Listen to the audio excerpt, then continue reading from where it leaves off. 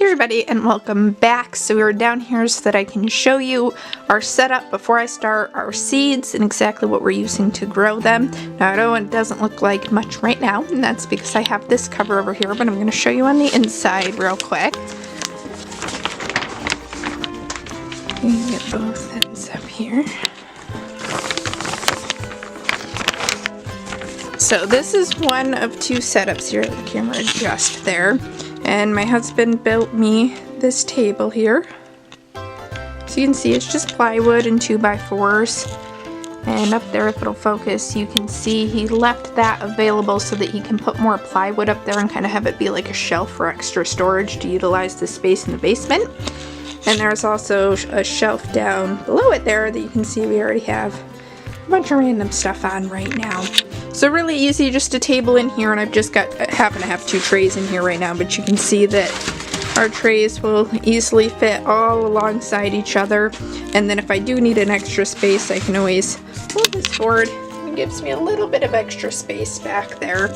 And I have two coffee cans in here right now. I had put hot water in there yesterday trying to get the humidity level up in here.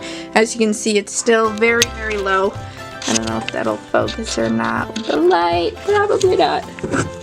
There we go.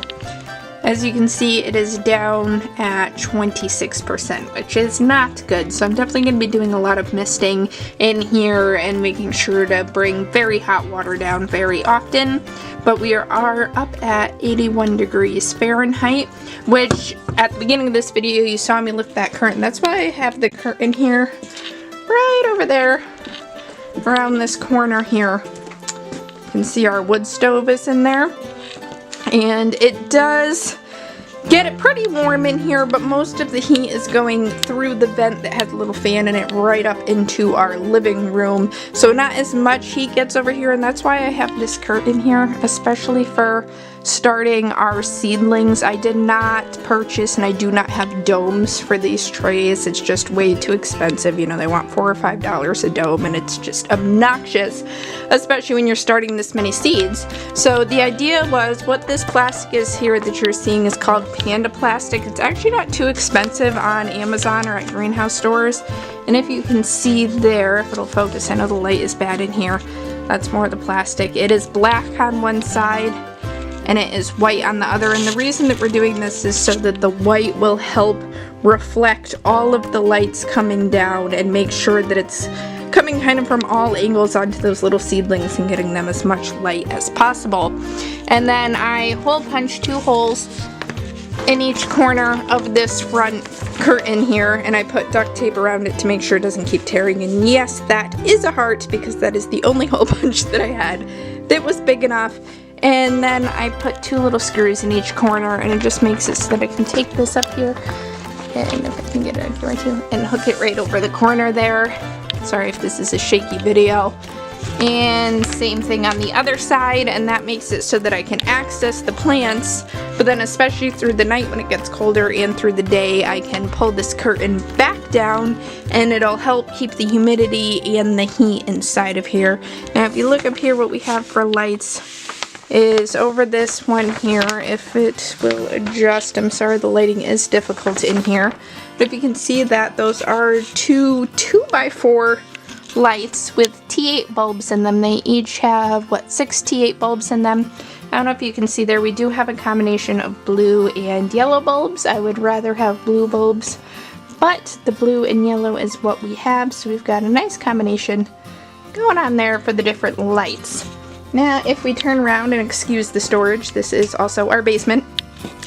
This over here, my husband was very kind, because this is actually his workbench, which normally has his tools and all this junk behind me up on here, but he let me take it over for this month or 2 that the seedlings are going to be inside. And we did the same thing. This is a bigger area, and I lined it with the Panda plastic.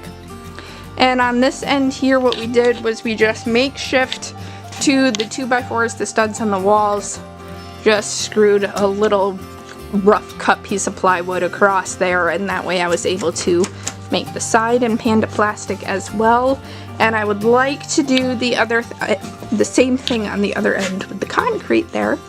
And then this one has 3 2x4 fixtures as well with the T8 bulbs. And these only have 4 bulbs in each fixture, and they don't have the big large hood on them like the other one does, so we're not getting as much light reflection from the top with these.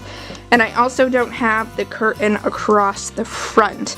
So the plan is to use the table that has the curtain across the front, which is over there for the very teeny babies, because things are going to get started at different times, and when they get bigger, we'll move them over to here, and eventually both will be filled up.